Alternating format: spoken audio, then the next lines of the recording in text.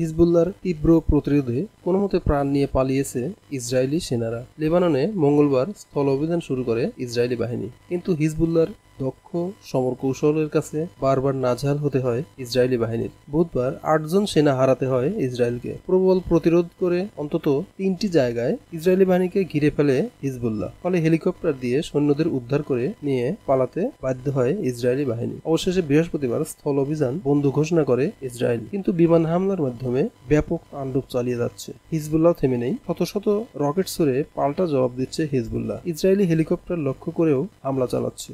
ইসরায়েলের বিমান হামলায় লেবাননে বেসামরিক স্থাপনায় ধ্বংসযজ্ঞ ও বেশ কয়েকজন হতাহতের খবর পাওয়া গেছে। ইসরায়েল সামান্য ভুল করলে তার জন্য কড়া মূল্য দিতে হবে বলে হুঙ্কার দিয়েছেন ইরানের প্রেসিডেন্ট মাসুদ পেজেশকিয়ান। ইরানের পরমাণু স্থাপনায় হামলা হতে পারে এমন গুঞ্জনের জবাবে পেজেশকিয়ান বলেন, ইরানের উপর একটি হামলা হলে ইসরায়েলকে 10টি হামলার মাধ্যমে জবাব দেওয়া হবে। এর পূর্বে 6 মাসের ব্যবধানে 2 বার মিসাইল হামলা চালিয়েছে ইরান। এতে 200-র বেশি মিসাইল ছোড়ে এবং এর 90%ই লক্ষ্যবস্তুতে আঘাত হানে। ইসরায়েলে বেশ কয়েকটি বিমান ঘাঁটি সহ ব্যাপক ক্ষয়ক্ষতি সাধিত হয়। ইরানি অভিজাত বাহিনী IRGC বলেছে, ইসমাইল হানিয়া, হাসান নাসরুল্লাহ ও IRGC গার্ড কমান্ডার নীলকোরসানের শাহাদতের প্রতিশোধ হিসাবে এই হামলা চালানো হয়েছে। ইয়েমেন থেকে হুতি গোষ্ঠী, লেবানন থেকে হিজবুল্লাহ, ইরাকের সশস্ত্র গোষ্ঠী ইসলামী রেজিস্ট্যান্ট এবং শক্তিশালী ইরান চারদিকে ঘিরে ফেলেছে ইসরায়েলকে। এবার ইসরায়েল তার আগ্রাসনের সঠিক জবাব পাবে। গাজায় তাণ্ডব চালিয়ে যে 40,000-এর বেশি